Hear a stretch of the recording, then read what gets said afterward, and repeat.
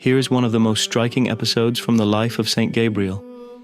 On May 1st, 1965, right in the middle of the Soviet regime, Father Gabriel poured kerosene and set fire to the portrait of Lenin and the red flag on the building of the Soviet Council of Ministers in Tbilisi. It was an absolutely insane act for that time, and yet precisely in this, his foolishness for Christ was revealed. He was caught on the spot and beaten mercilessly. His jaw was broken and he suffered 13 serious injuries. He was immediately arrested for anti-Soviet propaganda, and his file, preserved in the Central Archive in Moscow, shows clearly that all he ever spoke was the truth.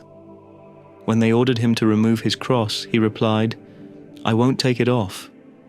If you can, then take it off yourselves." But out of fear, they did not. When they mocked him, saying, "Show us your Christ," he answered with holy courage, "Throw away your party cards and I will show him to you." And in prison, when they told him, "No one has ever left here alive," he replied, "I will leave in 7 months." And that is exactly what happened. Later, Mother Paraskeva asked him how he knew, and he confessed that the number 7 had appeared before him in a revelation from Christ. The burning of Lenin's portrait was a tremendous confession of faith, one that very few would have dared to make at that time.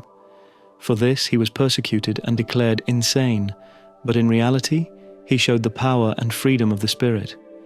It is told that after he set fire to the huge portrait of Lenin on the Council of Ministers building in Tbilisi, Father Gabriel was seized, brutally beaten, and thrown into prison. Soldiers dragged him down the stairs like a criminal, and he, dressed in his monastic robe with the large cross on his chest, prayed without ceasing, "Lord, do not abandon me. You are my only refuge." In the cell where he was thrown, everyone thought he was just a madman. But he took a small broom, shaped it into a cross, and began to speak about Jesus Christ.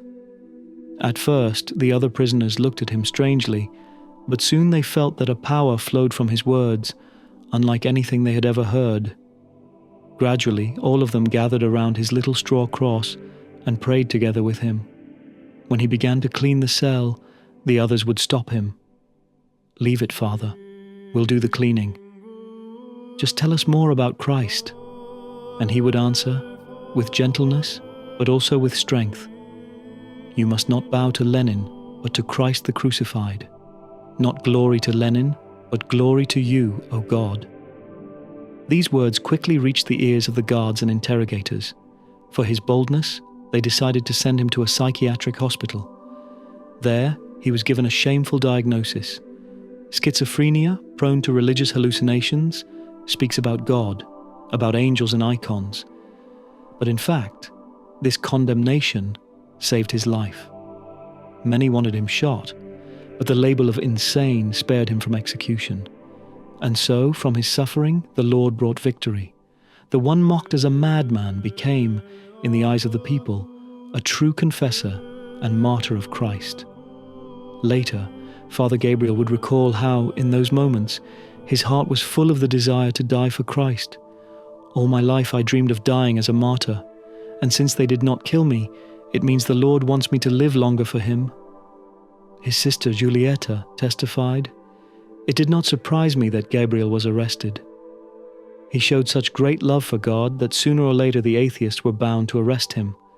After his release, he told us, 'They took me out of the cell and asked me to speak about God, about the saints, about holy things, and they listened with great attention.